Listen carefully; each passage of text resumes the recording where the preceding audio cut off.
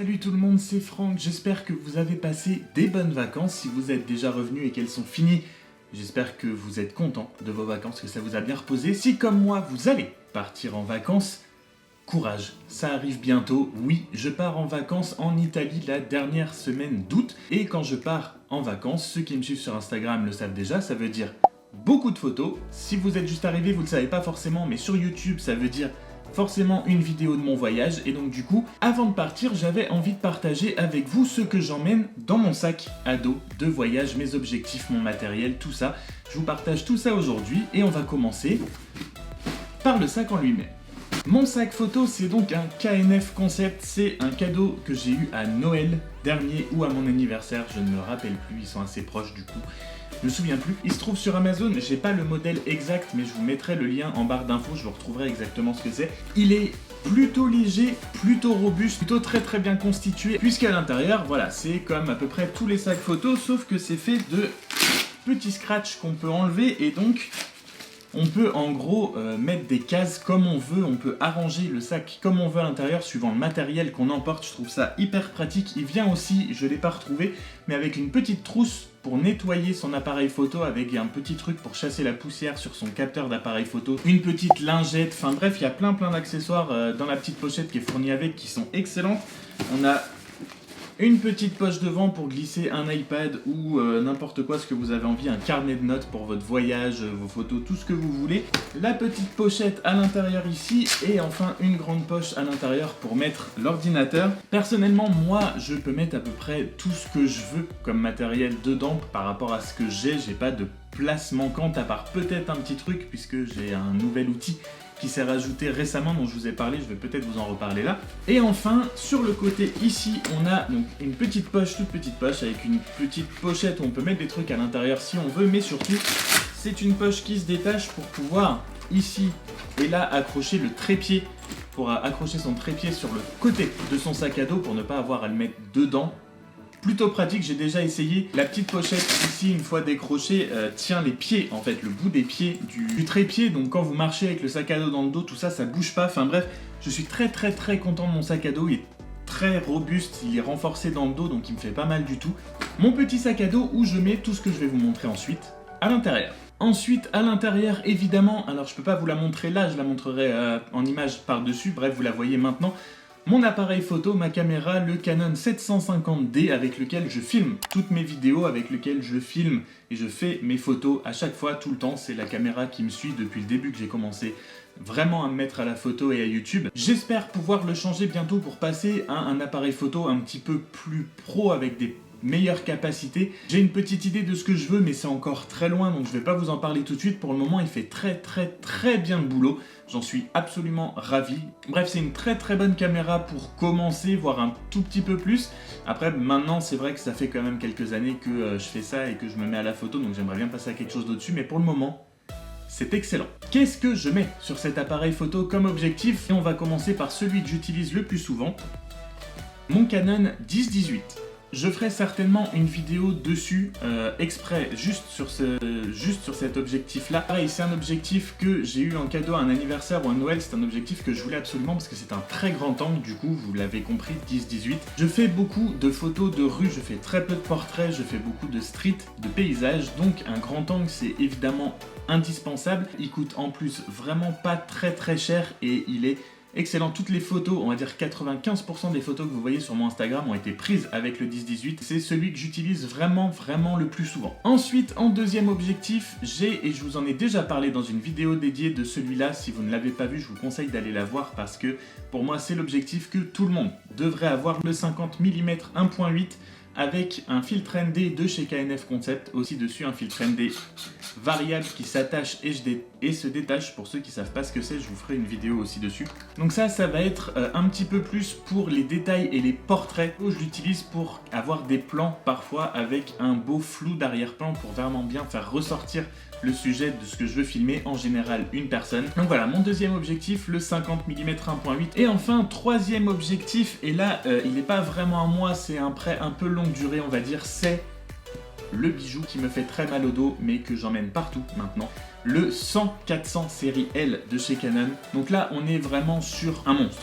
Hein, il fait 1,2 kg à lui tout seul, donc il faut le trimballer dans le sac. Mais on est sur un objectif qui vous fait un piqué extraordinaire, qui offre, du coup c'est un téléobjectif. Allez chercher des choses en photo qu'on pourrait pas aller chercher avec autre chose. On peut s'en servir aussi pour des portraits et évidemment des photos où on va aller chercher très très loin.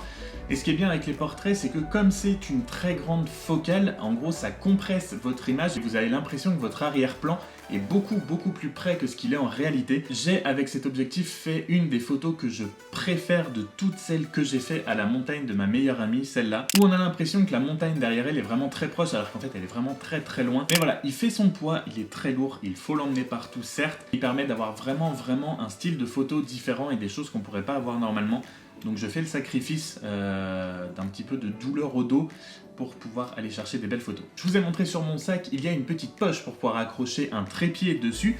Le trépied sur lequel j'ai ma caméra actuellement, c'est un grand trépied de Manfrotto, mais c'est un petit peu pénible à emmener en voyage, donc il me faut quand même quelque chose sur quoi poser mon appareil photo, des fois notamment pour filmer des timelapses, et pour ça j'ai, comme tous les gens sur YouTube à peu près ont, le GorillaPod. Le GorillaPod, vous connaissez certainement, c'est le petit trépied qui s'accroche partout, qui est tout léger, qui est absolument génial, même si voilà, les bras commencent vraiment à fatiguer.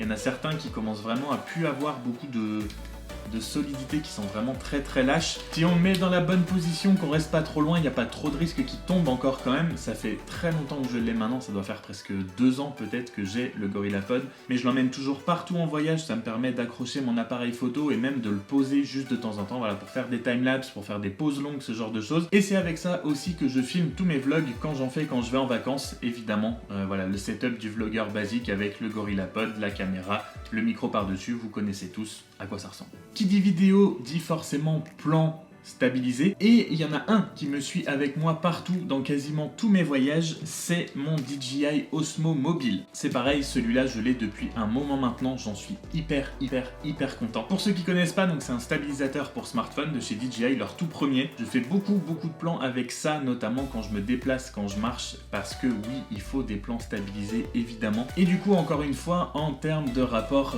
qualité-encombrement, un stabilisateur pour smartphone, ça reste le top. Avec son smartphone, on peut pas tout faire, mais ça permet d'avoir des plans stabilisés et très beaux quand même.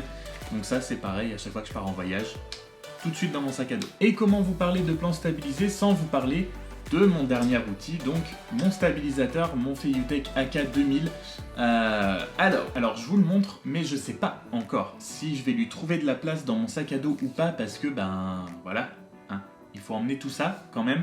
C'est lourd, ça fait 1,6 kg. Ça se détache en plusieurs parties, certes. Je pars 4 ou 5 jours. Est-ce que j'ai déjà lui qui est très lourd à emmener dans mon sac à dos, qui prend aussi beaucoup de place. Donc voilà, je sais pas si pour 4-5 jours ça vaut le coup quand même d'emmener tout ça. Ça va être lourd, ça va être encombrant, je sais pas si je l'utiliserai assez pour justifier le fait de me le trimballer tout le temps. Et en même temps, rien que de me dire que je vais pas le prendre, ça me frustre parce que j'ai envie de l'utiliser, parce que je sais que je pourrais faire des choses incroyables avec, et en même temps j'ai mon Osmo Mobile. Je suis vraiment sur un cas de conscience là-dessus, sur est-ce que je le prends ou pas avec moi dans mon sac à dos. On part avec une compagnie low cost en plus, donc en bagage on n'a pas non plus une place incroyable.